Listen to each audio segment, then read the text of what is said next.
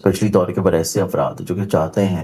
کہ یا تو شادی یا نصیب کشائی کے اعتبار سے چیزیں بہتر ہوں، تو اس کے لیے جو ہماری اسپیشلی طور پہ فیمیلز ہیں، بچیاں ہیں، بہنیں ہیں، بیٹیاں ہیں، انہیں چاہیے کہ سورہ طٰہٰ جو ہے روزانہ ایک مرتبہ یا تو سنیں ٹھیک یا ہے. اس کی تلاوت کریں، اس کے بعد 2 رکعت نماز حاجت ادا کریں اور اس کا نیت کریں کہ جو نماز ادا کر رہے ہیں اس کا ثواب ہدیہ کر رہی ہیں خاتون جنت بی فاطمۃ الزہرا سلام اللہ علیہ کو، اور ان کے وسیلہ سے اپنے لیے دعا کر لیں۔ ٹھیک ہے. اس کے علاوہ ایسے لوگ جو کہ اپنی ذاتی پراپرٹی، گھر یا گھر کی خوشحالی یا گھر کے امن کو بحال و برقرار رکھنا چاہتے ہیں، یا اللہ تعالیٰ سے غیب سے کوئی ایسے اسباب حاصل کرنا چاہتے ہیں کہ جس سے ان کی ذاتی پراپرٹی یا سواری سے جڑی ہوئی خواہش جو ہے وہ پوری ہو جائے، تو اس کے لیے ان کو چاہیے کہ 5ویں کلمے کی جو پہلی آیت ہے،